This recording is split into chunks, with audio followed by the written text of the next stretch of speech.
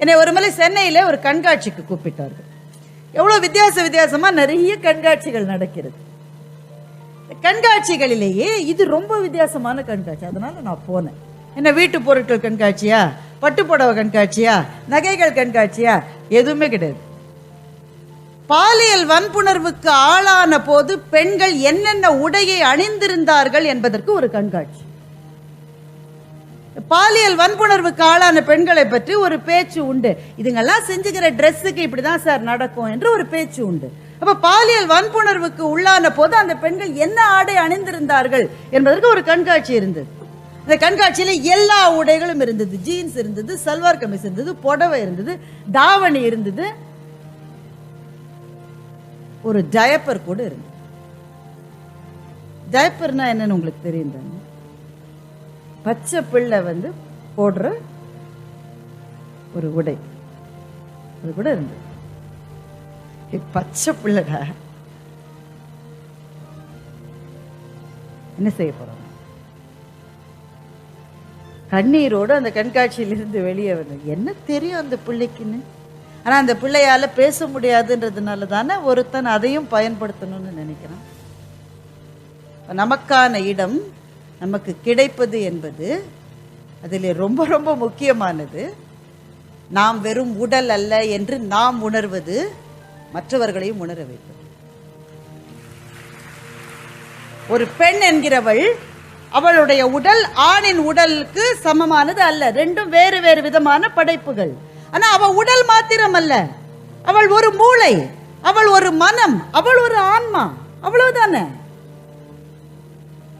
Francis Kripa என்கின்ற ஒரு சகோதரர், அவர் இப்ப உயிரோடு இல்லை, அவர் ஒரு கவிதை எழுதினார். பெண் என்றால் பேயாய் பறக்கிறாயே மனமே, பெண் யார்?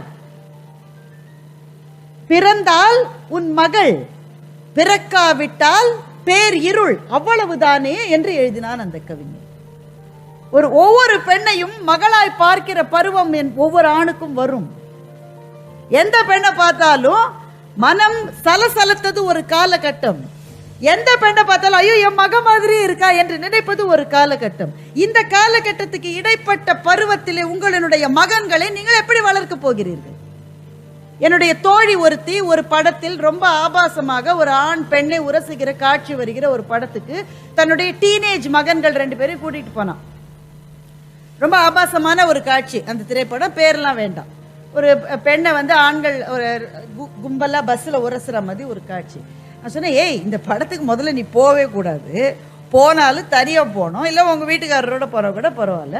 உன் பசங்க ஒன்னுத்துக்கு 18 வயசு, ஒன்னுத்துக்கு 16 வயசு, அதோட போறேன்றிய, என்னப்பா நீ செஞ்சிருக்க?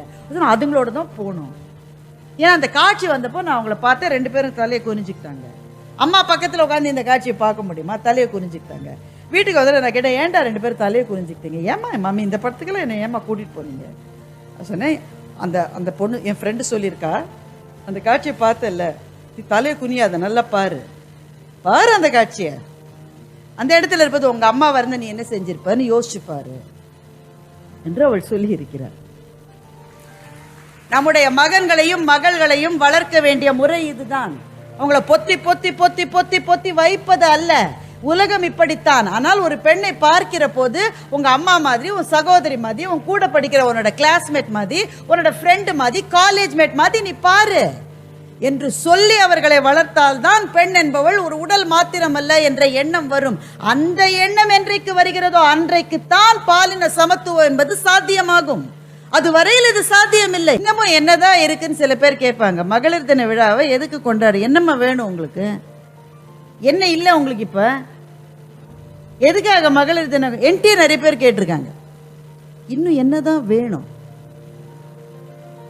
போதாதா உங்களுக்கு கிடைச்சதெல்லாம்? ஒருத்தர் ரொம்ப வருத்தப்பட்டாரு, ஆண்கள் தினமும் கொண்டாடுங்கம்மா, சும்மா மகளிர் தினம் கொண்டாடிக்கிட்டு என்னங்க அப்படி சொல்றீங்க? 100 வருஷமா கொண்டாடுறாங்க, திடீர்னு நிறுத்த முடியுமா? அப்படின்னா ஆண்களுக்கும் கொண்டாடுங்க.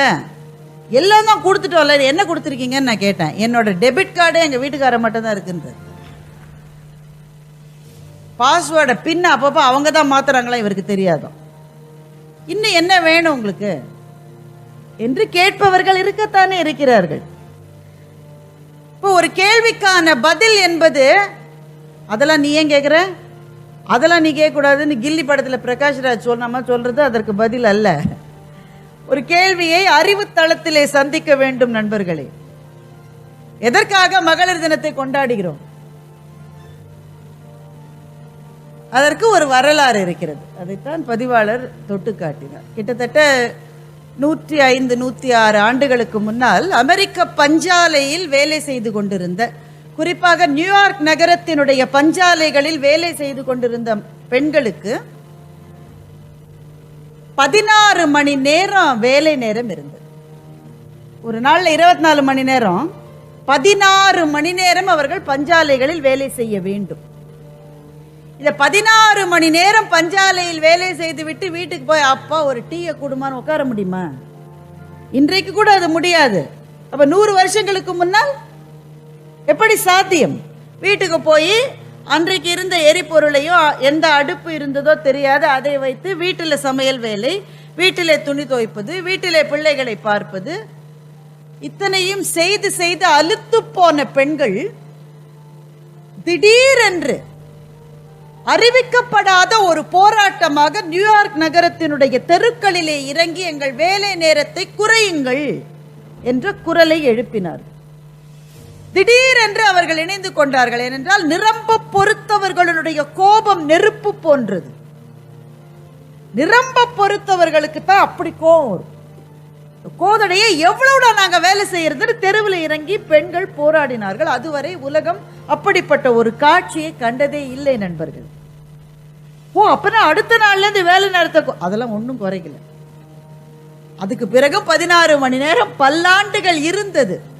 தொடர்ந்து தொடர்ந்து தொடர்ந்து முன்னெடுக்கப்பட்ட போராட்டங்களினால் நியூயார்க் நகரத்திலே நடந்த இந்த போராட்டம் நடந்து கிட்டத்தட்ட 8 அல்லது 9 வருடங்களுக்கு பிறகு 8 மணி நேர வேலை என்ற திட்டம் கொண்டு வரப்பட்டது.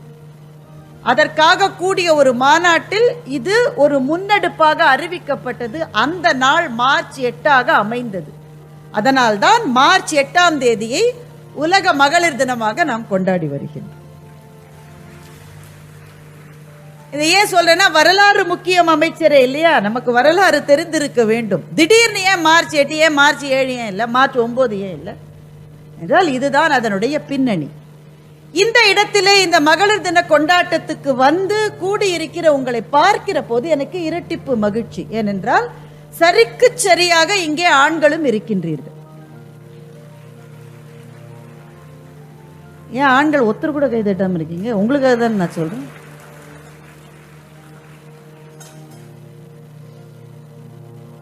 சென்னையில் இருக்கிற ஒரு கல்லூரியிலே ஒரு ஆண்டு ஒரு 4-5 வருஷங்களுக்கு முன்னாடி மகளிர் தினத்தில் என்னை பேச கூப்பிட்டாங்க. மிகப்பெரிய கல்லூரி, பிரம்மாண்டமான கல்லூரி. நான் உள்ள போனோன்னா பெரிய அரங்கம். அந்த அரங்கத்துக்கே ஒரு 10 வாசல்கள் இருக்கிறா போல பெரிய அரங்கம்.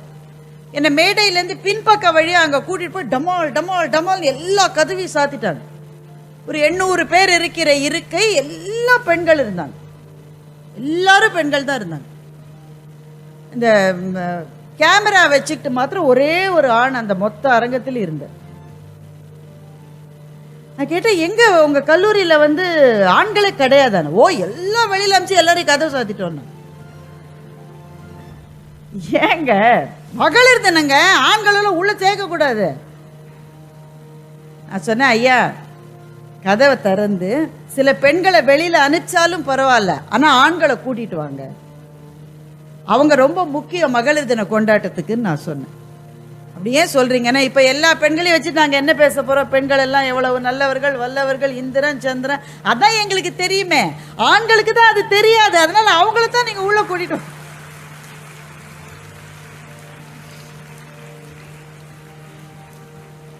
அருமைமிகு நண்பர்களே, பெண்கள் தின கொண்டாட்டம் என்பது பெண்கள் தனியே கூடி மகிழ்கின்ற ஒரு பண்டிகையோ திருநாளோ அல்ல. திருநாள் மாதிரி நம்ம கொண்டாடல. ஏன்னா we want to celebrate, isn't it? எல்லாத்தையும் கொண்டாடுவதில் நமக்கு ஒரு மகிழ்ச்சி இருக்கிறது. பிள்ளைங்கள்லாம் அழகா கோலம் போட்டாங்க. அந்த பெண்களுக்குள்ளே அழகுணர்ச்சி எப்படி ஊடுருவி இருக்கிறது என்பதை இந்த மேடையில் நீங்கள் பார்த்தீர்கள் அல்லவா? சிலம்பத்துக்காக பரிசு வாங்க வந்தால் என்னுடைய மகள் ஒருத்தி இங்கே. எதுக்கு பரிசு வாங்குற? சிலம்பத்துக்கு. 5 கால் பின்னல் போட்டுக்கிட்டு வந்துருந்தா பாத்தீங்களா? அந்த குழந்தையனுடைய பேர் எனக்கு ஞாபகம் இல்லை. 5 கால் பின்னல் ஆண்களுக்கு புரியாது இல்ல, தெரியாது. நமக்கு முதல்ல 3 கால் பின்னலே இப்ப விட்டு போச்சு. சென்னைக்கெல்லாம் வந்தா ஒருத்தர் கூட பின்னல் கிடையாது, அந்த அளவு முடியும் கிடையாது. பின்னல் என்பதில் 3 கால் இருக்கும், 3ஆக முடியை பிரித்து பின்னுவது பின்னல். அதையே 5 பிரிவுகளாக முடியை பிரித்து மாத்தி மாத்தி கோலாட்டம் மாதிரி போட்டு பின்னுவது 5 கால் பின்னல். புரியல அவங்களுக்கு? அவங்களுக்கு புரியாது. என்ன செய்ய, அந்த குழந்தை சிலம்பத்துக்கு பரிசு வாங்கியிருக்கா, அது ஒரு வீர விளையாட்டு. ஆனால் அதற்கு பரிசு வாங்குகிற இடத்தில் அவளோ அவளுடைய அம்மாவோ உட்கார்ந்து அந்த நீள முடிய 5 கால் பின்னலாக போட்டு கொண்டு வந்து அந்த பரிசை வாங்குகிற போது நான் நினைத்தேன், இதுதான் பெண்மை வெல்க என்று கூத்திட வேண்டிய இடம். அந்த அந்த குழந்தை தான். வாழ்த்துக்கள். பெண் அப்படிதான் இருப்பான். அவை ஒரு எல்லையை, ஒரு உச்சத்தை, ஒரு வெற்றியை தொடுவதனால இன்னொன்றை விட்டுவிட மாட்டான். எல்லாத்தையும் எடுத்துக்கிட்டு போய் தான் அந்த வெற்றியை பெறுவாளே தவிர அதை விட்டுட்டு போய் வெற்றியை பெறுகிறவள் அல்ல பெண். அந்த சிம்பாலிக்கா அந்த பெண் இந்த மேடையில சொன்னான். அப்ப ஆண்களை விட்டு விட்டு இதை செலிப்ரேட் பண்ண முடியாது. First of all, I don't think this is a celebration. இது ஒரு கொண்டாட்டம் என்று சொல்ல முடியாது. இது ஒரு அனுசரிப்பு தினம் என்று நான் சொல்ல துணிவேன். கொண்டாட்டமும் கூட பல இடங்கள்ல உள்ள வந்தோடனே ரோஜாப்பூ கொடுப்பாங்க. விமென்ஸ் டேன்னு உடனே ஒரு ரோஜாப்பூ கொடுப்பாங்க. கடையெல்லாம் கட்டாயமா கொடுப்பாங்க. அப்பதானே நீங்க வாங்குவீங்க பொருட்களை. விமென்ஸ் டே செலிப்ரேட் பண்ண சில அலுவலகங்கள்ல எல்லாரும் பிங்க் கலர் புடவை கட்டிக்கிட்டு வருவாங்க. இதை ஒரு கொண்டாட்டமா வச்சுக்கலாம். ஆனா கொண்டாட்டத்தை விட இது ஒரு அனுசரிப்பு தினம். என்ன, எதை அனுசரிக்கணும் என்றால், இன்றைக்கு நாம் நிற்கிற இடத்திலே நாம் நிற்பதற்கு நமக்கு முன்னால் எத்தனை எத்தனை எத்தனை முன்னோடிகள் கண்ணீர் சிந்தி இருக்கிறார். கண்ணீர் என்றா சொன்னேன், தவறு, ரத்தம் சிந்தி இருக்கிறார். மகளிர் தினத்தில் நீங்கள் கொண்டாட வேண்டிய சாதனை பெண் யார்? இங்கே பரிசு வாங்கிய அத்தனை பேரும், அவர்கள் எல்லாருக்கும் திரும்பவும் ஒரு பெரிய கைத்தட்டலை நீங்கள் கொடுக்க வேண்டும். இத்தனை பேர் காவல்துறை சகோதரிகள், கிரைம் டிபார்ட்மெண்ட்ல இருக்காங்க. பார்த்தா மொத்தமே 40 கிலோ தான் இருக்கும் போல. மருத்துவர்கள், தொழில் முனைவோர்கள், முதலாக ஒரு டிரான்ஸ்ஜெண்டர் திருநங்கை முனைவர் பட்டத்தை வாங்கிய அவங்க சகோதரி, கொரோனா சமயத்தில் உதவி செய்த ஒரு செவிலியர், எத்தனை பேர் பலவிதமான மலர்களை எடுத்து கட்டிய கதம்பச்சரம் போல இங்கே அவர்கள் மிளிர்ந்தார்கள். இந்த மேடையை இன்னும் ஒளிரச் செய்தார்கள். அவர்களுக்கெல்லாம் வாழ்த்துக்கள். இப்போ உங்க ஒவ்வொருத்தருக்கும் ஒரு கேள்வி. மகளிர் தினம் அது முடிஞ்சிச்சு, ஆனா இந்த மாதம் முழுக்கவுமே அதை நாம் கொண்டாடுகிறோம் அல்லது அனுசரிக்கிறோம்.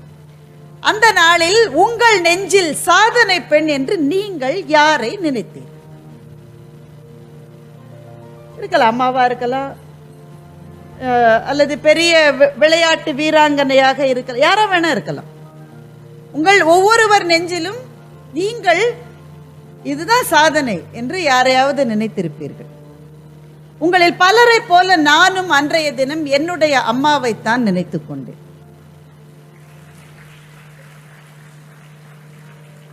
எங்க அம்மா இப்ப உயிரோட இல்லை, அவங்களத்தான் நான் நினைச்சுக்கிட்டேன். ஏன்னா எல்லாரும் அவங்க அம்மாவை தானே நினைப்பாங்க. எங்க அம்மா மாதிரி புளிக்குழம்பு யாராவது வைக்க முடியுமா? அது கூட ஒரு சாதனை தான், அதெல்லாம் ஒன்றும் குறைச்சி சொல்ல முடியாது. ஒருத்தர் 2 பேர் வீட்டுக்கு வந்தாலே நமக்கு இன்னைக்கு மொழி புதுங்கி போகுது. 2 பேரும் சாப்பிட வராங்க சில வீட்டில். அல்ல அலட்சியமா 20 பேரை. நாங்கெல்லாம் காலேஜ்லேருந்து சில சமயம் 14 பிள்ளைங்களெல்லாம் வீட்டுக்கு கூட்டிட்டு போயிருக்கேன். அராஜகம் இல்லை அது. இப்போ மாதிரி செல்ஃபோன்லாம் கிடையாது, தகவலே சொல்ல முடியாது. திடீர்னா எங்கள் வீட்டுக்கு வாங்க சாப்பிட 14 பேர். என்ன செய்வாங்கன்னு தெரியாது, எப்படி சமாளிப்பாங்கன்னு தெரியாது. வீட்டில் புளி கம்மியாக இருக்கும், அரிசியே கம்மியாக இருக்கும் சில நேரம். எப்போ எதை எடுத்து எதில் போடுவாங்க, எதை தூக்கி எதில் செஞ்சாங்க, 14 பேர் திருப்தியாக சாப்பிட்டுருப்போம். எல்லா வீட்லையும் நடந்திருக்கு தானே. சில சமயம் முன்னாடியே அறிவிப்பு நான் சொல்லிவிடுவேன். எங்கள் கிளாஸ்மேட்ஸ் பல பேர் இருக்காங்க, என்ஜினியரிங் காலேஜா, பல பிள்ளைங்க வெளி மாநிலத்துலேருந்து வரும், நல்ல சோறே கிடைக்காம நொந்து போயே கிடக்கும். என் கிளாஸ்லேருந்து இன்னைக்கு 27 பேர் சாப்பிட வராங்கன்னு சொல்லுவோம். 27 பேருக்கு எல்லாம் சமையல் பண்ணி வச்சுருப்பாங்க, 3 பிள்ளை தான் வரும். பாக்கி அதாவது எங்கெங்கேயோ சினிமா ரிலீஸ் ஆனால் கிளம்பிடும். அப்போல்லாம் எங்களுக்கு கமல்ஹாசன் ரஜினிகாந்த் படம், இப்போ துணிவு வாரிசு வந்த மாதிரி 2 சேர்ந்து வந்தால் 3 பேர் தான் வந்திருக்காங்க. இப்போ 24 பேருக்கு சாப்பாடு பாக்கி தானே. அது என்ன ஆகுன்னே தெரியாது. ஆனால் அடுத்த 5 நாட்களில் வேறு வேறு வேறு வேறு வேறு வடிவங்களில் எப்படியோ எல்லாம் செலவாகும், எதுவுமே வேஸ்ட் ஆகும். ஒரு பருக்கே குப்பை தொட்டியில் போட்டிருப்பாங்கன்னு நினைக்கிறீங்க நீங்க? இது நம்முடைய எல்லா வீடுகளிலும் நடந்த விந்தை. அதனால அந்த மேஜிக்கை செய்ததுனால எங்க அம்மாவை சொல்றேனா என்றால் இல்லை. அதற்கு ஒரு காரணம் இருக்கிறது. என்னம்மா நடுவில் நின்று ரொம்ப தடுமாறுறீங்க? அம்மா உட்காருங்கப்பா. இவங்க வேற காஃபி வேணுமான்னு கேட்டாங்க, அந்த அம்மா வேற கையில் எதையும் எடுத்துட்டு போகுது. பலவிதமான தூண்டுதல்களுக்கு நடுவில் நான் பேச வேண்டியிருக்கேன். என்ன காரணம்னா, எங்க அம்மா அப்போது புகுமுக வகுப்புன்னு உண்டு, பியூசி. அதை கல்லூரியில் போய் படிக்கணும், +2 மாதிரி அதை கல்லூரியில் போய் படிக்கணும். அதை முடிச்சுட்டு தான் டிகிரியில் சேரணும். எங்கள் அம்மா புகுமுக வகுப்பு படித்த உடனே எங்கள் தாத்தா அவங்களோட படிப்பை நிறுத்திட்டாங்க. இது ரொம்ப சகஜம் அன்னைக்கு. இது ஒன்றும் நீங்களாம் ஷாக் ஆகிற மாதிரிலாம் அன்றைக்கு கிடையாது. எங்கள் அம்மா வீட்டை பொறுத்த மட்டும் அதுவே மிக அதிகம். ஏன்னா எங்கள் அம்மாவோட அக்காவினுடைய படிப்பை 8வது வகுப்புலேயே நிறுத்திட்டாங்க, எங்கள் பெரியம்மாவோட படிப்பை. எங்கள் அம்மா ரொம்ப நல்லா படித்தாங்கன்றதுனால புகுமுக வகுப்பு வரை போக அனுமதிக்கப்பட்டார். அப்புறம் எங்கள் தாத்தா சொல்லிட்டாங்க, ரொம்ப அதிகம் இதுவே, இதுக்கு மேலே படித்த மாப்பிள்ளையே கிடைக்க மாட்டான், நீ போர் படிச்சதுன்ட்டாங்க எங்கள் அம்மாட்ட. எங்கள் அம்மா படிப்பை நிறுத்திட்டாங்க. அப்போ குயின் மேரிஸ் காலேஜ் சென்னையில் இருக்கிற கல்லூரி, நீங்கள் கேள்விப்பட்டிருக்கலாம். குயின் மேரிஸ் காலேஜில் இருக்கிற ஃபிசிக்ஸ் டிபார்ட்மெண்ட்லேருந்து ஒரு லெக்சரர், ஒரு பெண், எங்கள் அம்மாவுடைய அவங்க வரதை நிறுத்திட்டாங்கன்னு உடனே முகவரியை கல்லூரி ரெக்கார்ட்ஸில் பார்த்து அந்த வீட்டுக்கு வந்திருக்காங்க. வீட்டுக்கு எங்கள் தாத்தாவை சந்திச்சிருக்காங்க. எங்கள் தாத்தாவுக்கு பேர் அதிர்ச்சி. எதனால் அதிர்ச்சின்னா, அவர் முன்னாடி நின்று ஒரு பெண்ணு பேசி அவருக்கு அது மட்டும் பழக்கம் இல்லை. அவங்க நின்று எங்கள் அம்மாவினுடைய பெயர் கல்பகம், கல்பகத்தை ஏன் கல்லூரியிலேருந்து நிறுத்திட்டீங்கன்னு இவருக்கு வேர்த்து போயிருக்கு. தன்னை ஒரு பெண் கேள்வி கேட்பதா, பரம்பரையிலேயே நடந்தது இல்லையே. இல்லை இல்லை அதுக்கு முடியாது, கல்யாணம் பண்ணும்போது பண்ணுங்க, அது மட்டும் படிக்கட்டும் அப்படின்னு உடனே பதற்றத்தில் சரின்ட்டார். மனம் உவந்து சொன்னாரான்னு தெரியல, பதற்றத்தில் சரின்ட்டார். ஆனால் அந்த நாள் மனிதர் இல்லையா, ஒரு வார்த்தை கொடுத்தா அதை மீறக்கூடாதுன்ற கட்டுப்பாடு அவங்களுக்கு உண்டு. அதனால எங்கள் அம்மாவை நல்ல வாயார திட்டிட்டு போ போ போ போய் படி சொல்லி தொலைச்சிட்டேன்னு அனுப்பிச்சிருக்காங்க. அப்படி கல்லூரிக்கு திரும்பி போன எங்கள் அம்மா தான் அன்றைக்கு BA ஆனர்ஸ்ன்னு சொல்லுவாங்க, இப்போது அது MSc. அது MSc ஃபிசிக்ஸில் சென்னை மாகாணம், அதாவது சென்னை ஆந்திராவை உள்ளடக்கிய மொத்த பகுதியிலையும் கோல்டு மெடல் வாங்கி பாஸ் பண்ணாங்க.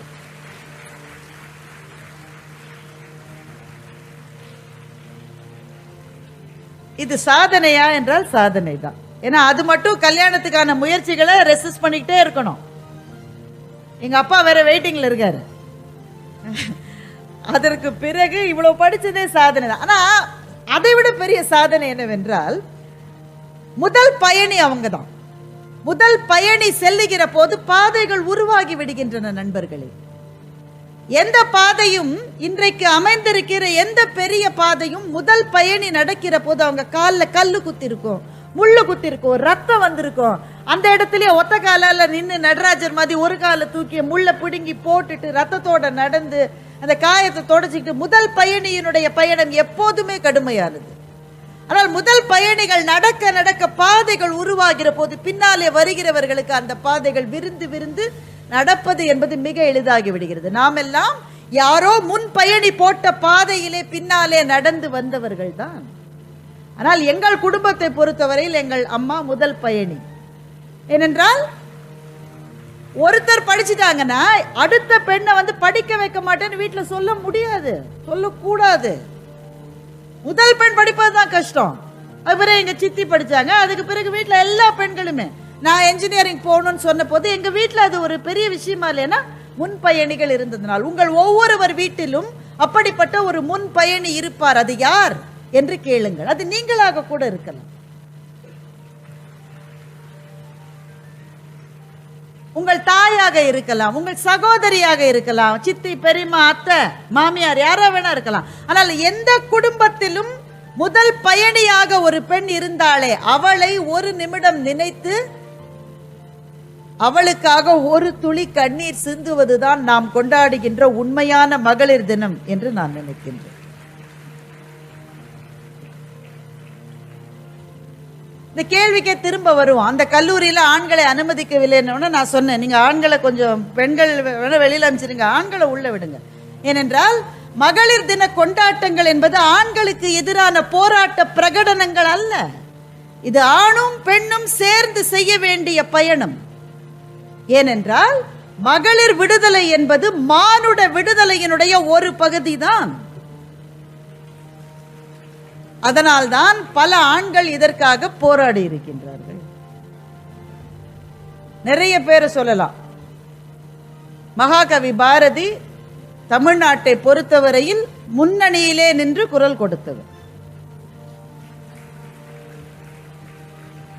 நல்ல விலை கொண்டு நாயை விற்பார், அந்த நாயிடம் யோசனை கேட்பதுண்டோ, கொல்ல துணிவின்றி நம்மையும் மண்ணிலை கூட்டி விட்டார், பழி கூட்டி விட்டார் என்று மகாகவி பாரதி பாடி இன்றைக்கு 110 ஆண்டுகளுக்கு மேலே ஆகிறது.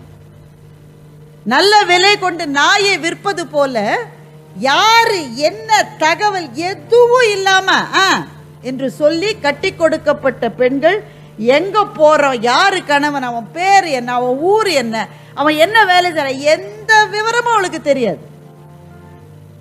தகப்பன் சொன்னால் அந்த வழியில போக வேண்டும், சகோதரன் சொன்னால் அந்த வழியிலே போக வேண்டும் என்று வாழ்ந்து கொண்டிருந்த ஒரு சமூகத்திலே நின்று மகளிருக்கான 8 கட்டளைகள் என்று மகாகவி பாரதி எழுதியதுதான் தமிழ்நாட்டின் முதன்மை பெண் உரிமை குரல் என்று நான் நினைக்கின்றேன். 8 கட்டளைகளே ரொம்ப சுவாரஸ்யமானது, படிக்க வேண்டும் என்று சொல்லுகிறார். தொழில் முனைவோராக இன்னைக்கு நம்ம பேசிட்டு இருக்கோம், விமன் ஆண்டர்பிரினர்ஸ் என்று இன்றைக்கு பேசிக் கொண்டிருக்கிறோம். என்னமாச்சு? தொழில் முனைவோர்களாக பெண்கள் இருக்க வேண்டும், தொழில் செய்பவர்களாக இருக்க வேண்டும் என்று சொல்லுகின்றார். திருமணம் செய்து கொள்ள விருப்பம் இல்லை என்றால் தனியாக வாழுகின்ற உரிமை பெண்களுக்கு கொடுக்கப்பட வேண்டும் என்று சொல்லுகின்றார். நீங்க அன்றைக்கு அதை யோசிச்சு கூட பார்க்க முடியாது. விதவைகளாக இருந்தால் அவர்களுக்கு விருப்பம் இருந்தால் மறுமணம் செய்து கொள்ள வேண்டும் என்று மகாகவி பாரதி எழுதுகின்றார். அரசியலிலும் பொது வாழ்க்கையிலும் பெண்கள் ஈடுபட வேண்டும் என்று எழுதுகின்றார். எழுதின உடனே சுவாரஸ்யமா ஒரு விஷயம் நடந்தது. மகாகவி பாரதி அப்போது சென்னையிலே இருக்கிற திருவல்லிக்கேணி என்ற பகுதியிலே வசித்து வந்தார். இன்றைக்கு அது அரசு நினைவு இல்லமாக, பாரதி நினைவு இல்லமாக அரசு அதை பேணி வருகிறது. அந்த இடத்திலே அவர் இந்த 8 கட்டளைகளை எழுதிய உடனே பாரதி பெண்களுக்காக காலம் காலமாக சொல்லப்பட்ட மரபுகளை மீறுகிறார், ஒழுக்கத்தை மீறுவதற்கு பெண்களுக்கு கற்றுக் கொடுக்கிறார் என்று சொல்லி ஒரு ஊர்வலம் போனாங்க. அப்படித்தானே செய்வாங்க இல்லையா? அந்த ஊர்வலத்தில் போனவங்க எல்லாரும் பெண்கள். பாத்தீங்களா? பெண்கள் அந்த ஊர்வலத்தில் போயிருக்காங்க. பெண்கள் ஊர்வலம் போறது 100 வருஷத்துக்கு முன்னாடி காமனா நடக்குமா? நடக்காது. அப்ப பெண்களை விட்டு ஊர்வலம் போக வைத்தது யார்?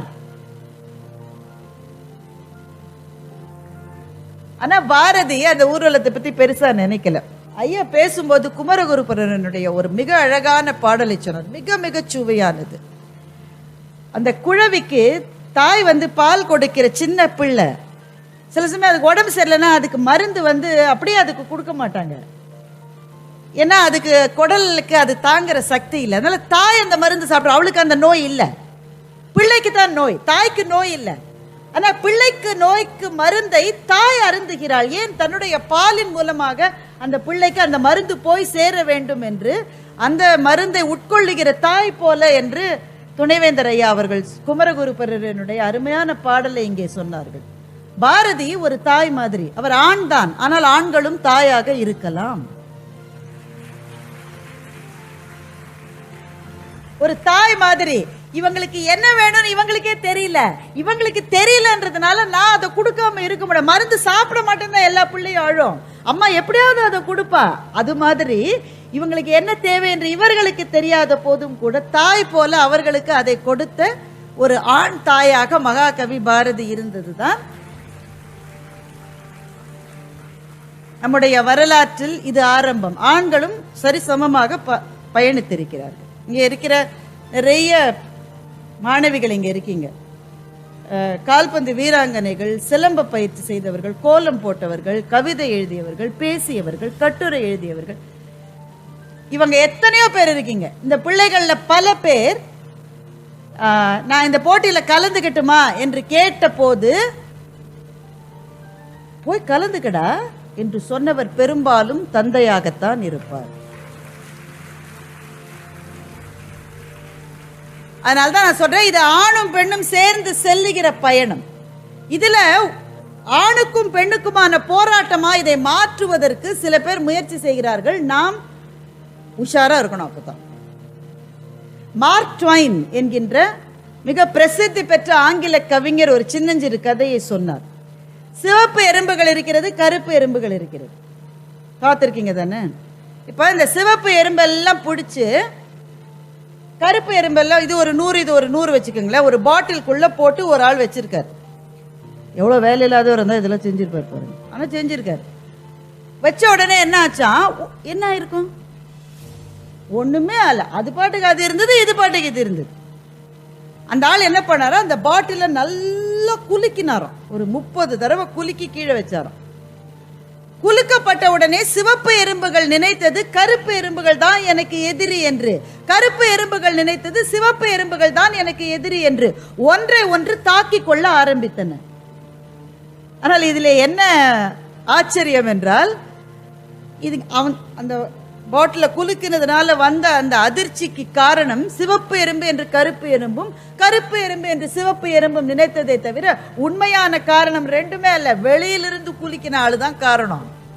ஆனா தன்னை யார் இப்படி குலுக்கியதுன்னு தெரியாம ஒண்ணு அழிச்சுக்கிறது இல்ல. இதுதான் நடக்கிறது ஆணுக்கும் பெண்ணுக்கும் இடையிலே.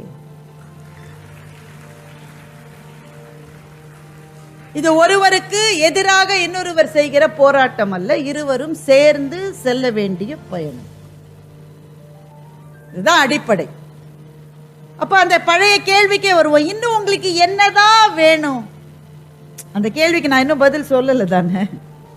இன்னும் உங்களுக்கு என்னதான் வேணும்? போலீஸா இருக்கீங்க, டாக்டரா இருக்கீங்க, கல்லூரியில முதல்வர்களா இருக்கீங்க, எல்லாமே இருந்தாச்சு தானே. இப்ப இன்றைக்கு இந்தியாவினுடைய ஜனாதிபதியாக ஒரு பெண் அலங்கரிக்கிறார் அந்த பதவியை. என்ன வேணும் உங்களுக்கு என்றால் இது போதாது என்று நான் சொல்லுவேன். எவ்வளவு கொடுத்தாலும் உங்களுக்கு போராதுமா என்று உங்களில் சில பேர் சொல்லக்கூடும். ஆனால் நான் சொல்லுகிறேன், இது போதாது. இப்போ சென்னையை எடுத்துக்குங்க. ஐயா சொன்னாரு, அந்த புள்ளி விவரம் சொன்னார், இவ்வளவு ஆண் படித்தால் இவ்வளவு பெண். அது சரிக்கு சரியாக அது இருந்தால் கூட போதாது. ஒரு மாணவன் இருந்தால் 2 மாணவிகள் என்ற நிலைமைக்கு நாம் வருகிற போதுதான் நாம் நினைக்கிற அந்த பேலன்ஸ் கிடைக்கும் என்று ஐயா சொன்னார். இந்த பேலன்ஸ் கல்வித்துறையிலே மாத்திரம் வந்தால் போதாது. இது கல்வித்துறையிலே மாத்திரம் வந்தால் போதாது, நிறுவனங்களிலே வர வேண்டும், இது அரசியலிலே வர வேண்டும். அப்படி வருகிற வரை எங்களுக்கான இடங்கள் நிரப்பப்படாமல் இருக்கிறது என்றுதான் நான் அதை கொள்ள வேண்டும். இப்போ தொழில்துறையை எடுத்துக்குங்க. நான் வங்கியில் பணியாற்றினேன். இப்போது ஐடி செக்டர் எதை வேணா எடுத்துக்குங்க. என்ன அங்க என்ன, இப்போ ஒரு ஐடி செக்டரே எடுத்துக்குங்களேன். வேலைக்கு நுழைகிற இடம் ஒரு பிரமிட் மாதிரி வச்சுக்கோங்க. அந்த பிரமிடினுடைய பாட்டம் ஆஃப் த பிரமிட் என்று சொல்லுவோம், அதனுடைய கீழ்த்தளம். வேலைக்கு எடுக்கிற போது ஆண்கள் அதிகமாக பெண்களை கம்மியாக எடுக்கிறாங்களா? கிடையாது. சரிக்கு சரியா எடுக்கிறாங்க. 50 ஆண் எடுத்தா 50 பெண் எடுக்கிறாங்க. இன்னும் சொல்ல போனா பெண்களை கொஞ்சம் ஜாஸ்தியாவே எடுக்கிறாங்க. ஏன்? அதுங்க தான் வாயை மூடிட்டு வேலை செய்யும். பெண்கள் அதிகமாகவே தான் எடுக்கிறாங்க. இது பாட்டம் ஆஃப் த பிரமிட். இந்த பிரமிட் போகும்போது நடுவில் வாங்க, அதாவது மிடில் மேனேஜ்மெண்ட் என்று சொல்லிக்கிறோம். அந்த லெவலுக்கு வரும்போது எவ்வளவு இருக்கிறது? 70 ஆண்களும் 30 பெண்களும் இருக்கிறார்கள். கீழே எவ்வளோ இருந்தாங்க? 50 50. கொஞ்சம் நடுவில் வரும்போது 70 ஆண்கள் 30 பெண்கள். இன்னும் அந்த பிரமிடனுடைய உச்சிக்கு வாங்க, தலைமை பொறுப்பிலே இருப்பவர்களில் இன்றைக்கு இந்தியாவில் மாத்திரமல்ல உலக அளவிலேயே 94 ஆண்களும் 6 பெண்களும் இருக்கிறார். இது போதுமா என்று நான் கேட்கிறேன். ஏமா, ஒரு 100 வருஷத்துக்கு முன்னாடி ஒண்ணுமே இல்ல, இப்ப 6 பேராது இருக்காங்களேன்னு சந்தோஷப்படு. இருப்பதை வச்சு எப்பவுமே சந்தோஷப்படணும் சில பேர் எனக்கு அட்வைஸ் பண்றாங்க. என்னுடைய வருத்தம் என்னவென்றால், இந்த 6 என்பதிலே எனக்கு வருத்தம் இல்லை. இந்த 6 கடந்த 10 வருஷங்களாக 6லேயே நிற்கிறது என்பதுதான் எனக்கு வருத்தம். இது வளரவில்லை என்பது என்னுடைய வருத்தம். அரசியலை பற்றி இந்த மேடையில் பேச வேண்டாம், ஆனா அரசியலிலும் அப்படித்தான். பெண்களுக்கான பதவிகள், நாற்காலிகள் கஷ்டமா தானே இருக்கு இல்லையா? இப்ப எதனால் கிடைக்க வேண்டிய அளவுக்கு நமக்கு கிடைக்கவில்லை. சென்னையிலே பெண் காவலர்கள் மத்தியிலே நான் ஒரு சில மாதங்களுக்கு முன்னால் உரையாற்றினேன். நான் நினைச்சிட்டு இருந்தேன், இந்த பெண் காவலர்கள்னாலே அந்த காலத்தில் விஜயசாந்தி வந்து எல்லாரும் கூட அட்டி அட்டின்னு அடிக்கும்ல, இப்படின்னு தான் நினைச்சிட்டு இருந்தேன். ஆனால் பெண் காவலர்களாக இருந்தாலும் சரி, மருத்துவர்களாக இருந்தாலும் சரி, செவிலியர்களாக இருந்தாலும் சரி, ஆசிரியர்களாக இருந்தாலும் சரி, எல்லாருக்கும் இருக்கிறது அதே பிரச்சனை தான். எப்ப வீட்டுக்கு வந்தாலும் சோறாக்கணும், அடுப்பை பற்ற வைக்கணும், இது இருக்கிறது. அப்ப என்ன செய்யலாம் என்றால், தைரியமா பேசலாம். அண்ணாமலை பல்கலைக்கழகம் மிகச்சிறந்த கருத்துக்களினுடைய செறிவகம். இந்த இடத்திலிருந்து தான் தமிழ்நாட்டினுடைய பல சித்தாந்தங்களினுடைய வேர்கள் புறப்பட்டன. பேசணும். நமக்கு ஆண் குழந்தைகள் வீட்டிலே இருந்தால் அவர்களுக்கு சின்ன வயதிலிருந்தே வீட்டு வேலையை செய்ய கற்பிக்க வேண்டும். ஒரு விதமான அவமானமும் கிடையாது, ஒரு விதமான அவமானமும் கிடையாது. பொம்பளை பிள்ளைகளே ஒன்றும் செய்யறது இல்லையா, நாங்க ஆம்பளை பிள்ளைகளுக்கு வேற சொல்லி தரணுமா? 2 பேருக்கும் சொல்லி தரணும், 2 பேருக்கும் சொல்லி தரணும். இது அவசியம், இது அவசரம். இந்த வேலை ஆணின் வேலை, இந்த வேலை பெண்ணின் வேலை என்று நீங்கள் பிரித்து வைக்க வைக்க வைக்கத்தான் என்ன வருகிறது என்றால், பெண்கள் தங்களுக்கான பதவிகளுக்கு போவதற்கு உள்ளுக்குள்ளேயே சில தயக்கங்கள் இருக்கிறது. ஆண்களிடமிருந்து தடை கிடையாது, தடைகள் எல்லாம் பெண்ணின் மனத்துக்குள்ளேயே இருக்கிற தடை தான். அவளுடைய மனத்துக்குள்ளே தடை இருக்கிறது. என்னுடைய நிறுவனத்தில் நான் அதிகாரியாக இருக்கிற அந்த டிபார்ட்மெண்ட்ல ஒரு 10 பேரை கூப்பிட்டு, ஒரு ப்ராஜெக்ட் இருக்கு, உங்களை யார் தகுதியானவர்கள் என்று நீங்கள் நினைக்கிறீர்கள் என்று கேட்கிறேன்னு வச்சுக்கோங்க. 10 பேர்ல 7 ஆண் இருக்காங்க, 3 பெண் இருக்காங்க. இதுல யார் உங்கள் தகுதியானவர்கள் என்று கேட்டவுடன் என்ன நடக்கும் நீங்க நினைக்கிறீங்க? ஒரு செகண்ட் கூட இல்லாம 7 ஆண்களும் கையை தூக்கிடுவாங்க. அவருக்கு தகுதி இருக்கா இல்லையா, வருமா வரா, என்ன விட எவனுக்கு தகுதி. 3 பெண்கள் இருக்காங்கல்ல, அவங்க என்ன செய்வாங்கன்னு நினைக்கிறீங்க? சொல்லுங்க. முதல்ல மற்ற பெண்கள்லாம் கை தூக்குறாங்களான்னு திரும்பி பார்ப்பாங்க. அவ தூக்கிட்டாள, இவ்வளவு தூக்கிட்டாளா, இவ்வளவுதான். ஆண் எப்படி தூக்குவா, இவ எப்படி தூக்குவா, இப்படி. இப்பவே வீட்டுக்கு போக 6 மணி ஆகுது, ப்ராஜெக்ட்ல வேற என்ன போட்டா 9 மணி, மாமியார் வச்சு செய்வாள் என்ன, இதெல்லாம் உள்ள ஓடிப்பா. ஆணுக்கு மாத்திரம் வீட்டில் பொறுப்புகள் இல்லையா, இருக்குதானே? அவரே பார்க்கறதுக்கு அப்பா இன்னும் லேட்டா வராருன்னு அழுதுட்டு இருக்கிற பிள்ளை அவருக்கும் தானே இருக்கு. ஆனா எனக்கு ஒரு வாய்ப்பு என்றால் ஆணினுடைய கை மேலே போகிறது. காலங்காலமாக, யுக யுகாந்திரங்களாக, செஞ்சுரிஸா அதுதான் ஆணின் மனதில் இருக்கிறது, நான் வெல்ல பிறந்தவன். ஆனா பெண் என்ன செய்கிறாள், போலாம் ஆனா என்ன 5 மணிக்கு விட்டுறணும் என்றால் நீங்க எப்படி போராட முடியும்? இப்ப இந்த உலகத்திலே மிக பழைய கதை எது என்று நீங்கள் நினைக்கிறீர்கள்? எல்லா கதையை விட பழமையான கதை இந்த ஆமைக்கும் முயலுக்கும் நடந்த ஓட்டப்பந்தயம் கதை இருக்குல்ல, ஈசாபினுடைய கதை அது. எனக்கு தெரிஞ்சு 2000 வருஷமா அந்த கதை இன்னும் சொல்லிக்கிட்டே இருக்கும். அதுல அந்த முயலுக்கு எவ்வளவு தற்கூரின்னா பாருங்க, பாதி ரேஸ்ல தூங்கி இருக்கு. தூங்குமா? ரேஸ்ல பாதியில யாராவது தூங்குவாங்களா? தூங்கிக்கிட்டு ஆமை வந்து ரொம்ப நேரமா நடந்து நடந்து நடந்து போய் எப்படியோ ஜெயிச்சிருக்குது. நான் நினைத்துக் கொள்வேன், அந்த பந்தயத்தில் இருக்கிற முயல் ஒரு ஆண் என்றும் ஆமை ஒரு பெண் என்றும் நான் நினைத்துக் கொள்வேன். ஆனால் ஆண்கள்லாம் பாதியில் தூங்குவாங்கன்னு நான் சொல்ல வரல. அவர்கள் வெற்றியை நோக்கி போகிறவர்கள் அப்படித்தான் இருக்கணும். அவன்தான் எத்தனையோ யுகங்களாக காப்பாளராக இருந்திருக்கிறான். அதனால் அவன் ஓடித்தான் ஆகணும். நடுவுல ஒரு முயல் அசந்ததுன்றதுனால எல்லா ஆண்களுமே பாதியில் தூங்கிடுவாங்க நான் சொல்றேன் நினைச்சுக்காதீங்க. இந்த ஆமையை பத்தி தான் எனக்கு, அது பெண்ணுன்னு நினைப்பேன். ஏன், நீ ரேஸுக்கு தானே போற, அப்ப மேல இருக்கிற ஓட்டை கழட்டி வச்சுட்டா நீ கொஞ்சம் வேகமா நடக்கலாம் தானே. அந்த ஓட்டோடையே தான் போகும். பெண்களும் வீடு என்ற ஓட்டை சுமந்து கொண்டுதான் வாழ்க்கையில் எப்போதும் இருக்கும். சிலம்ப பயிற்சி காலை 6 மணிக்கு என்றாலும் 5 மணிக்கே எழுந்தாவது 5 கால் பின்னலை போட்டுக்கொண்டுதான் போக வேண்டும் என்பது போல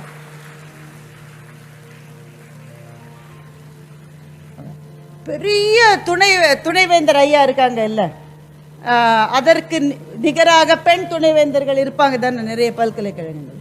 நான் நினைச்சுப்பேன் அவங்க கூட முக்கியமான ஒரு செனட் மீட்டிங்கோ சிண்டிகேட் மீட்டிங்கோ வர்ற போது கூட, வந்த பிறகு கூட ஒரு நிமிஷம் போய் போன்ல பேசிட்டு வந்தாங்கன்னு என்ன அர்த்தம்னா பிள்ளை ஸ்கூல்ல இருந்து வந்துட்டான்னு கேட்டுதான் வந்திருப்பாங்க.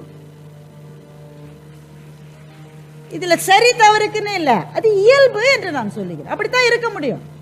இப்ப நீங்க ஆண்களை பாருங்கள், யாரோடைய ரொம்ப நேரம் போன்ல பேசுவாங்க. எல்லா வீட்லயும் இப்ப எல்லாருமே எப்பவும் போன்ல தான் இருக்காங்க.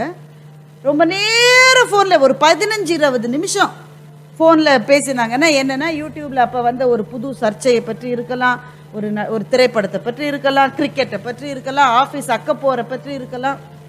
15-20 நிமிஷம் பேசினா யாரோடன்னு நினைக்கிறீங்க? ஒண்ணு பாஸோட, இல்லாட்டக்க நண்பரோட. அது வைக்கும் போது கூட நான் திரும்ப கூப்பிடுறேன்னு சொல்லித்தான் வைப்பாங்க. அப்பதான் இவ்வளவு நேரம் பேசினீங்க. சில பேர் சாப்பிட்டுட்டு இருக்கும் போது ஹலோன்னு சொல்லிட்டு போவாங்க. அவர் அப்பதான் பிரதமர் கூப்பிட்டுருக்காரு. ஏன் இன்னைக்கு நீ வெள்ளை சட்னியை வைக்கல, சவப்பு சட்னி தானே வச்ச? பாரியா பக்கத்திலேயே 2 வச்சிருக்க. நீ போனை பேசிக்கிட்டே ஒரு சட்னியை பார்க்காமலே சாப்பிட்டுருக்க. இவ்வளவு நேரம் போன்ல பேசிக்கிற ஒரு ஆண் ஒருத்தர்கிட்ட போன் வந்தா மட்டும் அப்புறம் கூப்பிடுறேன் அப்படின்னு வச்சா அது யாரா இருக்கும்னு நினைக்கிறீங்க? நான் எதுவும் சொல்ல, நீங்க தான் கைதட்டுறீங்க. இப்போ வீடு என்பது ஈக்குவல் பார்ட்னர்ஷிப் இருக்கிற ஒரு இடமாக இன்னமும் மலரவில்லை. அது ஏன் மலரவில்லை என்றால் அதற்கு ஆண்கள் தான் காரணம் என்று நான் சொல்ல மாட்டேன், அதற்கு பெண்களும் காரணம்.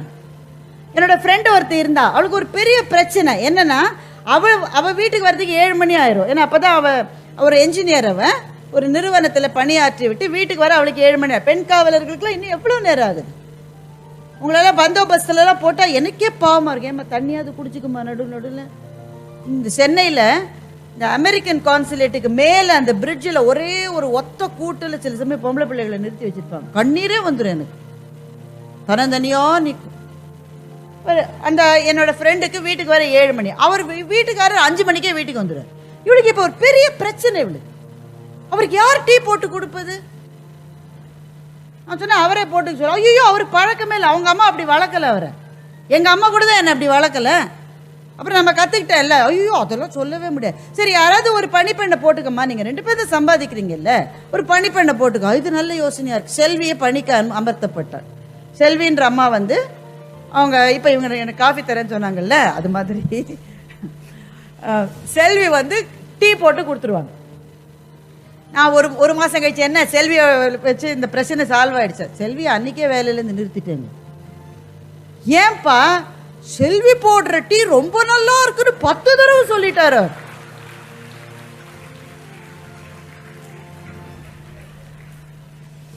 அப்ப இது யார் என்ன செய்ய முடியும்?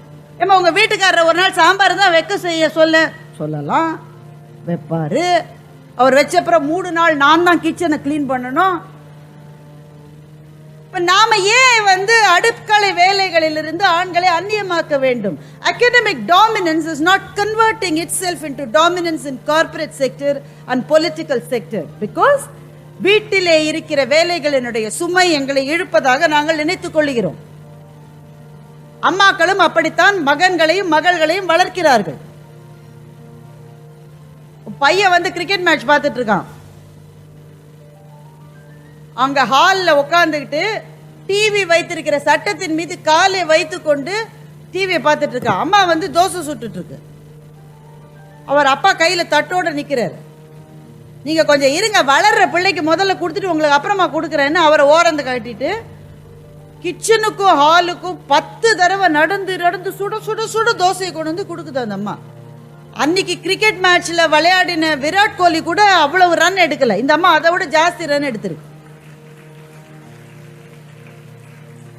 இவர் தட்டோடய நின்றுட்டு இருக்காரு. பையனுக்கு கல்யாணம் பண்ணிட்டாங்க. பண்ண உடனே அந்த பெண்ணு 7:30 மணிக்கு தான் எந்திரிச்சு வருது. 7:30ன்றதே நான் சொல்றது ரொம்ப கௌரவத்துக்காக சொல்றேன். ரொம்ப நம்ம குறைச்சிடக்கூடாதுல்ல நம்ம பிள்ளைங்கள, நல்ல ஒரு கௌரவத்துக்கு சொல்றேன். 7:30க்கு எந்திரிச்சு வருது. அந்த அம்மா சமையல் பண்ணிட்டு இருக்கு. ஆண்டி நான் ஏதாவது ஹெல்ப் பண்ணட்டுமா உங்களுக்கு அப்படிங்குது. ஒரே ஒரு வெங்காயத்தை எடுத்து ஒரே ஒரு வெட்டு வெட்டிருக்கு. ஒரு வெங்காயத்தை எடுத்து ஒரு வெட்டு வெட்டிருக்கு. உடனே பையன் வந்துட்டான். You need some help. டே இன்னும் வெட்டவே இல்லடா. அந்த அம்மாவுக்கு திகு திகுன்னு எரியுது. 32 வருஷம் நான் எவ்வளவு நடையா நடந்து ஒரு முறை கூட கேட்டது இல்லையடா. இன்னைக்கு வந்து வெங்காயத்தை வெட்ட கூட இல்லை, அதுக்குள்ள வந்து உதவி வேணுமான்னு கேட்கிறேன் நீ. ஆனா ஒரு ஆள் சந்தோஷமா இருப்பார். யாரு? தட்டோட நின்னாள் இருக்காருல்ல, அவர் சந்தோஷமா இருப்பார். அப்போ நமக்கான தடைகள் வெளியிலிருந்து வரவில்லை, இது நாமே போட்டுக் கொள்ளிக்கிற தடைகள் தான். அப்ப என்ன செய்யணும்? முதல் விஷயம், என்னோட நேரம் கிட்டத்தட்ட முடிய போயிருதுன்னு ஒரு 10 நிமிஷம் எடுத்துக்கலாமா sir? First of all raise your hand. எனக்கு இது முடியும் என்று நீங்கள் நினைத்தால், எனக்கு இந்த பதவி எனக்கு தேவை என்று நினைத்தால், நான் சிலம்ப போட்டியில் கலந்து கொள்ள வேண்டும் என்று நீங்கள் நினைத்தால், கால்பந்து போட்டியில் அகில இந்திய அளவிலோ அகில உலக அளவிலோ என்னால் போய் பயிற்சி எடுக்க முடியும் என்று நினைத்தால், என்ன அவங்க தடுக்கிறாங்க, இவங்க தடுக்கிறாங்க, அப்பா வேணான்றாங்க, அம்மா வேணான்றாங்க, ஆட்டுக்குட்டி வேணாங்குது, பக்கத்து வீட்டு ஆயா வேணாங்குது, இது எதுவுமே மறுப்பு கிடையாது. செய்ய வேண்டும் என்று நினைத்தால் raise your hand. உதவி செய்வதற்கு பல்கலைக்கழகங்கள், ஆசிரியர்கள், கல்லூரிகள், எங்க அவங்க மேடம் இருக்காங்க, அவர்களுக்கு வராத தடையா? அவர்களுக்கு எத்தனை தடை வந்திருக்கும் யோசிச்சு பாருங்க. வீட்டிலிருந்து, சமூகத்திலிருந்து, தெருவிலிருந்து அத்தனை தடை. அதை தாண்டி ஒரு முகவராக அவர்களால் வந்திருக்க முடியும் என்று சொன்னால் நமக்கான தடைகளை பேசவே நமக்கெல்லாம் உரிமை கிடையாது. இரண்டாவது விஷயம்,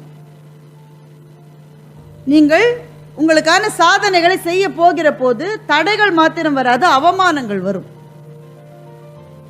அவமானங்கள் வரும். ரொம்ப சுலபமா ஒரு பெண்ணை கண்ட்ரோல் பண்ணணும், இல்ல கவுக்கணும், இல்ல தாழ்த்தணும், இல்ல இறக்கணும்னா உடனே என்ன சொல்ல, இதெல்லாம் எப்படி வாங்கிச்சு நமக்கு தெரியாது என்ற வார்த்தை வரும்.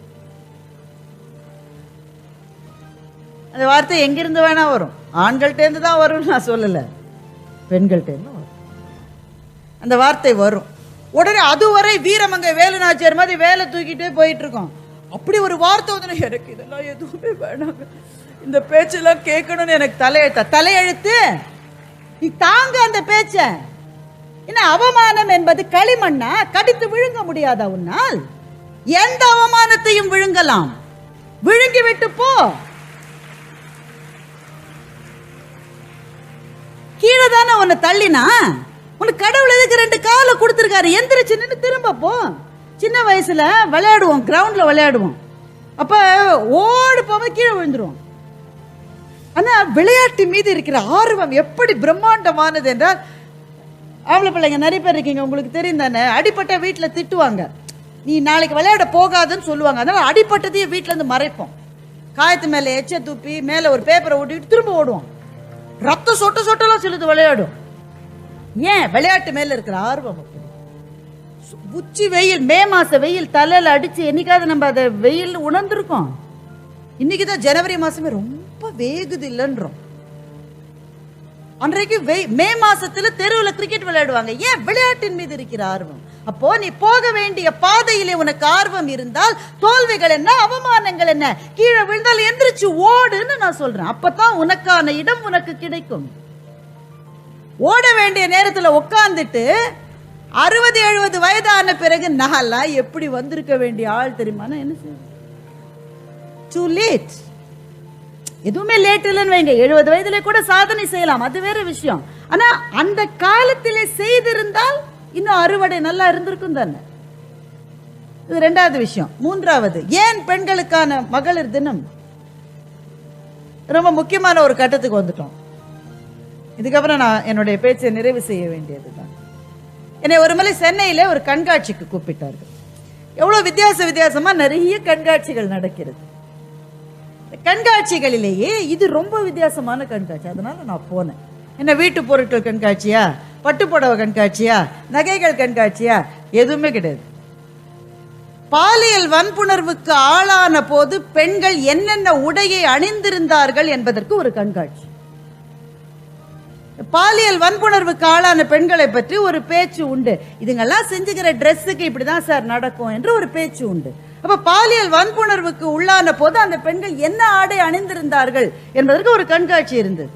அந்த கண்காட்சியில எல்லா உடைகளும் இருந்தது. ஜீன்ஸ் இருந்தது, சல்வார் கமிஸ் இருந்தது, புடவை இருந்தது, தாவணி இருந்தது, ஒரு டயப்பர் கூட இருந்தது. டயப்பர்னா என்னன்னு உங்களுக்கு தெரியும் தானே? பச்சை பிள்ளை போடுற ஒரு உடை, அது கூட இருந்தது. பச்சை பிள்ளைடா, என்ன செய்ய போறோம்? கண்ணீரோடு அந்த கண்காட்சியிலிருந்து வெளியே வந்து என்ன தெரியும் அந்த பிள்ளைக்குன்னு.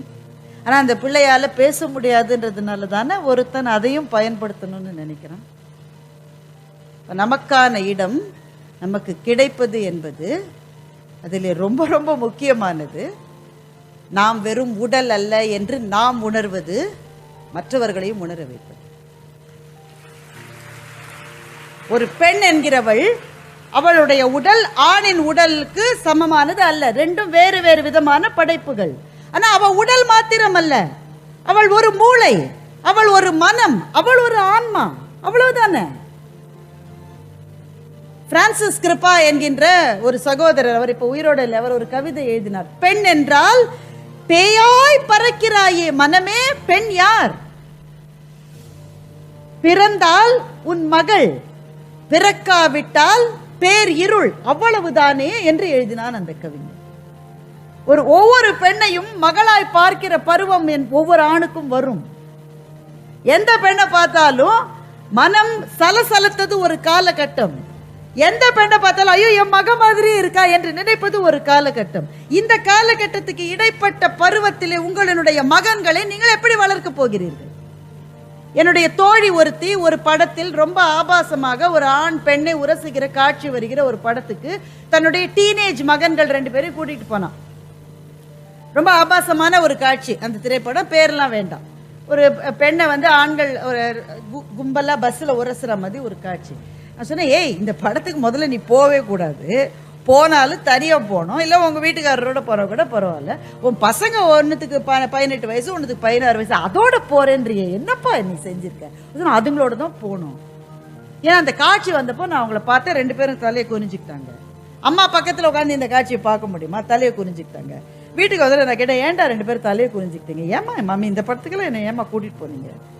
சொன்னேன், அந்த பொண்ணு என் ஃப்ரெண்டு சொல்லியிருக்கா, அந்த காட்சியை பார்த்தல, நீ தலையை குனியாத, நல்லா பாரு பாரு அந்த காட்சியை. அந்த இடத்துல இருப்பது உங்க அம்மா வந்து நீ என்ன செஞ்சிருப்பன்னு யோசிச்சு பாரு என்று அவள் சொல்லி இருக்கிறார். நம்முடைய மகன்களையும் மகள்களையும் வளர்க்க வேண்டிய முறை இதுதான். அவங்கள பொத்தி பொத்தி பொத்தி பொத்தி பொத்தி வைப்பது அல்ல. உலகம் இப்படித்தான். ஆனால் ஒரு பெண்ணை பார்க்கிற போது உங்க அம்மா மாதிரி, உன் சகோதரி மாதிரி, உன் கூட படிக்கிற உன்னோட கிளாஸ்மேட் மாதிரி, உன்னோட ஃப்ரெண்டு மாதிரி, காலேஜ் மேட் மாதிரி நீ பாரு என்று சொல்லி அவர்களை வளர்த்தால் தான் பெண் என்பவள் ஒரு உடல் மாத்திரமல்ல என்ற எண்ணம் வரும். அந்த எண்ணம் என்றைக்கு வருகிறதோ அன்றைக்கு தான் பாலின சமத்துவம் என்பது சாத்தியமாகும். அது வரையில் இது சாத்தியமில்லை. மகளிர் தினத்தன்று நான் டொரண்டோவில் இருந்தேன். அங்கே chamber of commerce Canada Tamil அவர்கள் நடத்திய மகளிர் தின கொண்டாட்டத்தில் பேசுவதற்காக எனக்கு அழைப்பு வந்தது. யாழ்ப்பாண சகோதரி ஒருத்தருடைய வீட்டில் நான் தங்கியிருந்தேன். நல்ல வசதியாக இருக்காங்க. யாழ்ப்பாணத்தில் நடந்த அந்த பிரச்சனைலாம் உங்களுக்கு தெரியும். அப்போது அகதியாக கனடாவுக்கு போய் வசிக்கிறவர்கள். நான் கேட்டேன், யாழ்ப்பாணத்துக்கு திரும்பி போனீங்களான்னு கேட்டேன். போன வருஷம் போனேன், ஆனால் இனிமேல் போக மாட்டேன். நாங்கள் ஏன்பா? அங்கே எதுவும் இல்லையா? இருக்குது, வீடெல்லாம் இருக்குது, ஆனால் நான் போக மாட்டேன். ஏன்? 25 வருஷம் ஆயிடுச்சுன்னு நினச்சி போனேன். அன்றைக்கி போய் யாழ்ப்பாணத்தில் எங்கள் வீட்டில் தூங்கும்போது ராத்திரி நாய் குறைச்சிது. நாய் குறைச்ச உடனே எழுந்து நான் அலறு அலறு அலறு அலறுன்னு அலறினேன், கத்தினேன், கதறினேன். என் பசங்க அதை பார்த்து பயந்து போயிட்டாங்க. என் பிள்ளைங்களுக்கு அந்த பயத்தை இனிமேல் கொடுக்கக்கூடாது, அதனால் நான் யாழ்ப்பாணத்துக்கு போக மாட்டேன். எனக்கு எதுவுமே புரியல. முதல்ல நீ ஏன் கத்தின? நாய் குறைச்சதுக்கு யாராவது கத்துவாங்களா? யாழ்ப்பாணத்தில் நாய் குறைச்சாதான் கத்திவா, கனடாவில் நாய் குறைச்சாலுங்க. கனடாவில் நாயெல்லாம் குறைக்கிறதே இல்லை, பனியில் அது கம்முன்னு இருக்கு. அது இல்லை, இங்கே இல்லை, அங்கே போனால் தான் எனக்கு அந்த உணர்வு வந்தது. ஏனென்றால் அவர்கள் அகதிகளாக தப்பி வருவதற்கு முன்னால் நடு இரவில் நாய் குறைத்தால் ஒரே ஒரு அர்த்தம்தான், ஆர்மி வருதுன்னு அர்த்தம். நாய் குறைப்பது தான் அவங்களுக்கு சிக்னல். பெண்கள் உடனே பதறி ஓடி தப்பித்து கொள்ள பார்த்து, முடிந்தால் தப்பித்து கொண்டு, முடியாவிட்டால் பாதிக்கப்பட்டு அந்த மண்ணிலே புதையுண்டு போன ரத்த சரித்திரம் நமக்கு பக்கத்திலேயே நடந்தது. 25 வருஷம் ஆச்சு, ஆனா மனசு அதை மறக்க மறுக்கிறது. என்றால் இது யாழ்ப்பாணத்துல தான் நடக்குதா? நம்மை சுற்றி நடக்கவில்லை, ஒவ்வொரு இடத்துலையும் நடக்கல, சீண்டல்கள் நடக்கவில்லை. எனவே இது ஆணும் பெண்ணும் சேர்ந்து செய்ய வேண்டிய ஒரு பயணம், இருவரும் மேற்கொள்ள வேண்டிய ஒரு பயணம். எதற்கு என்றால் இருவரும் ஒன்றுதான் என்பதை உலகத்துக்கு உரத்து சொல்லுவதற்கு பெண்கள் மாத்திரம் தனியாக முயற்சி செய்தால் போதாது. இது ஆணும் பெண்ணும் சேர்ந்து செய்ய வேண்டிய ஒரு பயணம். இத்தனை இங்கே மாணவர்கள் இருக்கின்றார்கள், உங்கள் வகுப்பிலே இருக்கிற மாணவிகள் உங்களுக்கு தோழிகள். இதுல ஏன் இவ்வளவு சிக்கலாக்குறோம் நம்ம இந்த உறவுகளை? என்ன வேண்டான்னு சொல்லிட்டு நீ இன்னொருத்தனோட பேசிருவியான்னு அருவாளோட போறவன் தான். உன்னை அவ வேணான்னு சொன்னா சந்தோஷப்படுறா, சந்தோஷப்படு. இன்னைக்கு அவ வேணான்னு சொல்லிட்டா, அவளுக்கு அதிர்ஷ்டம் இல்லைன்னு நினைச்சு நீ சந்தோஷப்படு. நாளைக்கு இதை விட எனக்கு ஒரு நல்ல வாய்ப்பு கிடைக்கும் நினை. நீ ஏன் வேணான்னு சொல்ற உரிமை அவளுக்கு கிடையாதா? இது என்ன அவ்வளவு பெரிய விஷயமா? என்ன சொல்லியிருக்கா? அந்த பொண்ணு உன்னை எனக்கு பிடிக்கலன்னு சொல்லியிருக்கா. நல்லது, இதை விட நல்லதா பெட்டரா நாளைக்கு கிடைக்கும்னு நீ நம்பு. அந்த அளவு கான்பிடன்ஸ் உனக்கு இல்லைன்னா என்ன அர்த்தம்? இதை ஏன் மான பிரச்சனையாக பார்க்கிற மாதிரி நம்முடைய மாணவர்கள் நினைக்க வேண்டும்? அவன் தோழி தானே, வேண்டாம் சொல்றதுக்கு அவளுக்கு உரிமை இருக்குதானே. The right of refusal. இது வேண்டாம், இது எனக்கு பிடிக்கல, இதை கட்டாயப்படுத்தாதீங்க, என்னுடைய கனவு வேற, அங்க நான் போகணும்னு சொல்லுகிற அந்த மகளிரை கொண்டாட வேண்டிய நாள் தான் இந்த நாள்.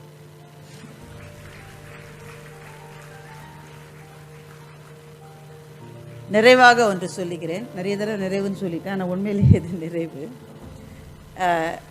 பேச்சாளராக நான் இருப்பதனால் என்கிட்ட ஆட்டோகிராஃப் வாங்குறவங்க, செல்ஃபி எடுத்துக்கிறவங்க இருக்காங்க. நான் ஒரு பெண்ணிடம் ஆட்டோகிராஃப் வாங்கினேன், லக்ஷ்மி அகர்வால் என்கின்ற பெண்.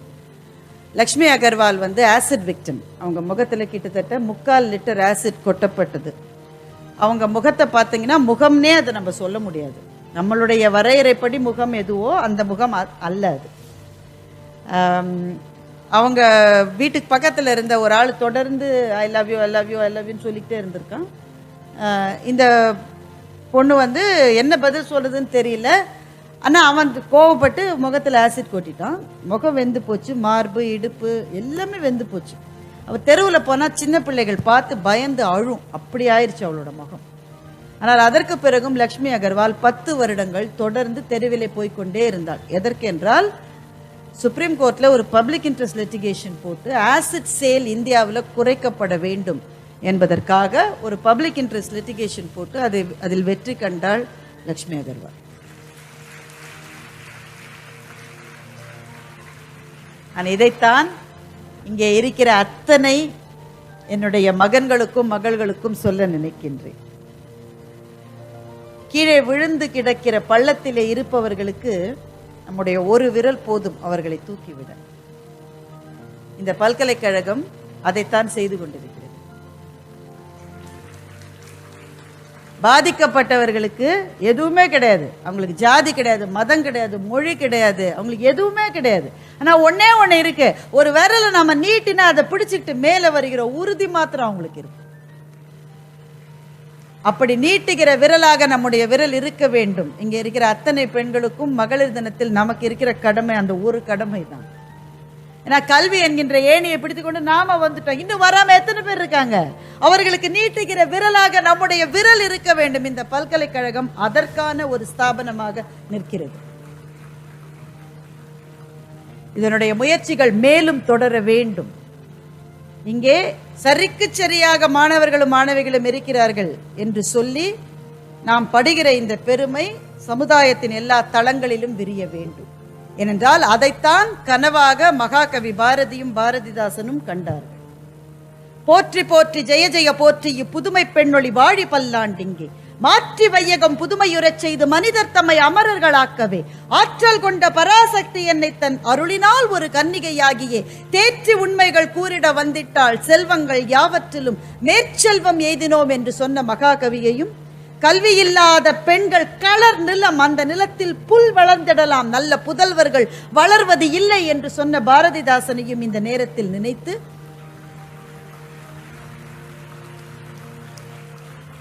உங்க வீட்டுல சிதம்பரமா மதுரையான்னு அந்த காலத்துல ஒரு கேள்வி கேட்பாங்க. உங்க வீட்டுல சிதம்பரம்னா அங்க ஆண்களினுடைய ஆட்சி, இது மதுரைனா அது பெண்களினுடைய ஆட்சி என்று.